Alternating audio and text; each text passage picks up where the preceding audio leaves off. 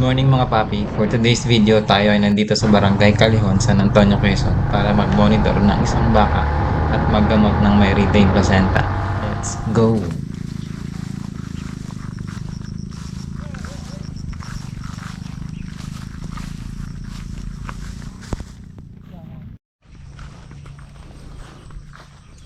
Nakita mo yung bulo? Oh, in. Ang ganda ng bulo. Talagang Dito sa first farmer, suspetya niya ay may formation ng maraming fluids malapit sa udder ang kanyang alaga. Kaya't nagmadali kami puntahan para i-check kung Wala talaga. naman po problema to. tato na. Ano lang yan? Kahapon, abi, nagtitumigas na. Kahapon na lambot para may tubig. Ang dami, parang ang dami ko kasi nung gatas yung kahapon eh. Kasi andito hanggang dito yung ano eh. Ginaya sa mga boss. Sa ida. Walang problema to. Ito, okay lang to. Oh, ito, normal lang yan.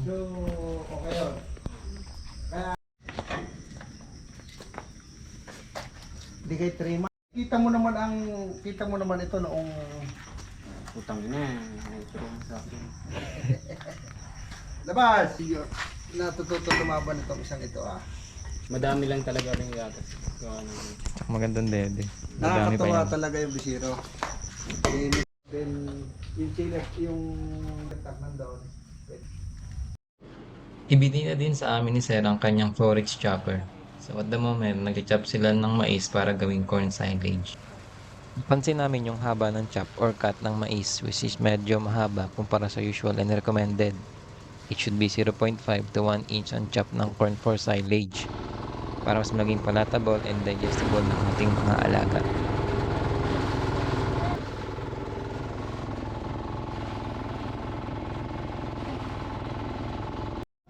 Ano to? Tutong tawag dito no? Tutong.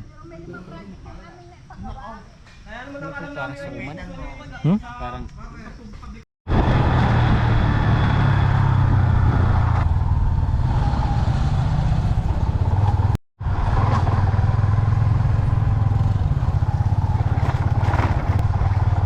Nanay siya may problema, ayaw niya kumain na madami. Kunti-kunti na nga lang, ay, iba-iba na ang, kahapon ang kinuha ko yung tawag namin, sir, gaano karami pala yung nakuha yung ano?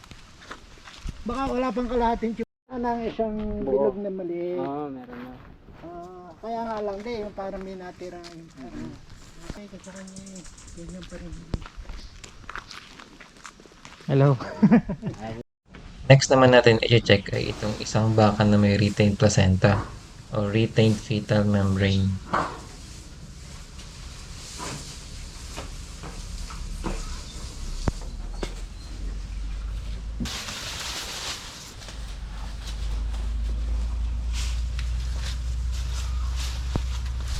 Ibos, pakain mo na yan lahat para mangumpay na ulit. According kay farmer ay nakapanganak na yung baka a week ago.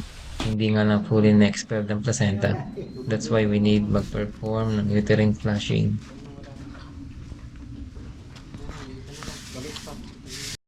Blood ko Ginatasan na rin ni Sir MJ yung baka through manual milking para ipainom sa bisiro. Hindi rin ganun ka-healthy and mature ang bisiro. That's why kailangan tutukan ng pagpapainom ng gatas para makabawi ang katawan. Ito na yung pula. Yan. Ito na yung kulay pula, yung gloves na yan. Mm. Kasi sa kanina eh, ano. Ito na.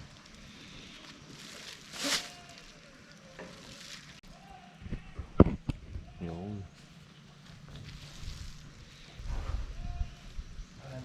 Alam naman na yung uterus. Dito kahapon na malaki talaga. Siya? May lumalabas pa sir na ano. Bawa Ayun eh. nga lang pong parang tubig-tubig na kasama ng ihi niya. Kahit na kanina umagang Wala pang ano. Hindi parang yung butol-butol lang po. Ah, Pinkish niya kulay niya. kailangan natin maulit yan. Sir, baka may ano kayo? May bayabas kayo, pakulang ulit natin, namin. Mga landito po tubig ang ganyan. Pero po kahit mga dalawa po yan. Yan. Ganyan. Pero marami sir nilabas na ganito.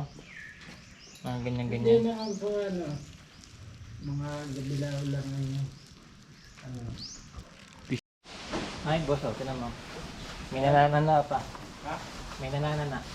Nag-perform muna ako ng rectal palpation. Halos parang may namasahe or hinihimas-himas ang reproductive tract para ma-expel kahit papaano ang retained placenta and nana or pus.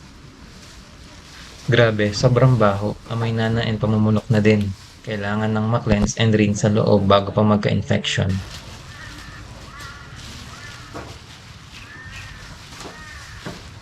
As for our cleansing solution, nagpakulo kami ng talbos at dahon ng bayabas bilang natural na panglanggas.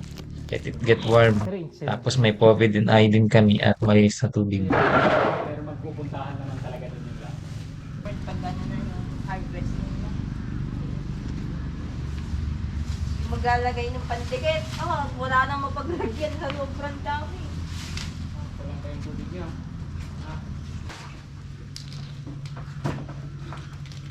Ayun o, kita nyo yung malabas, kulay. Kailangan na. Ayun.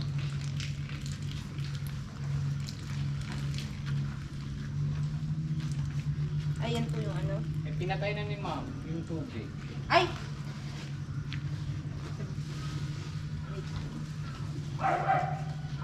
Oh, diba ito yung isang dito, maliit na.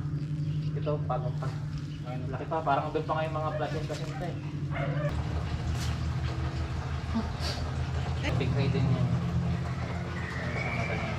Parang may katarata. Hindi ko kaya ng ganyan.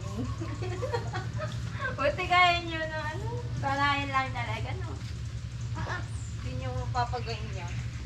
Kasi bigyan pa ako ng pera. 1 million! Deal or no deal? So, ang process is para ka lang din nagpa-perform ng artificial insemination. Hindi ka lang ginagamitan ng AI gun, kundi straw sheet lang. Once it get inside the cervix, then pwede ka na mag-aspirate and expel ng cleansing solution. Nasasaktan. Sasarapan mo. Kaya pala daw, hindi nananadyak, hindi mo na ano. Hindi na dalaw-dalaw.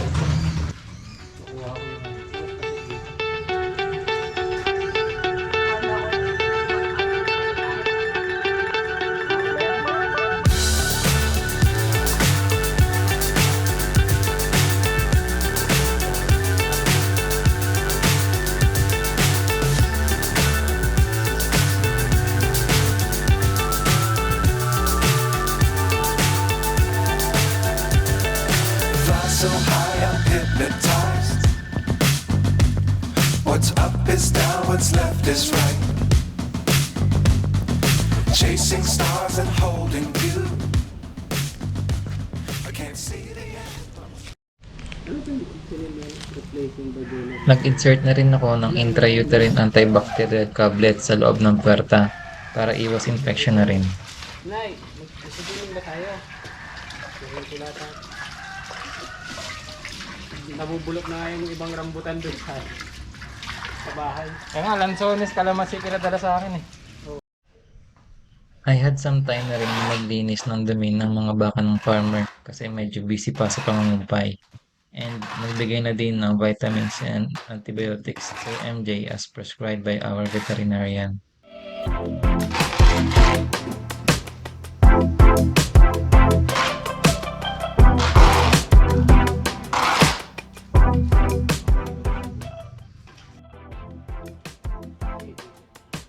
Ay,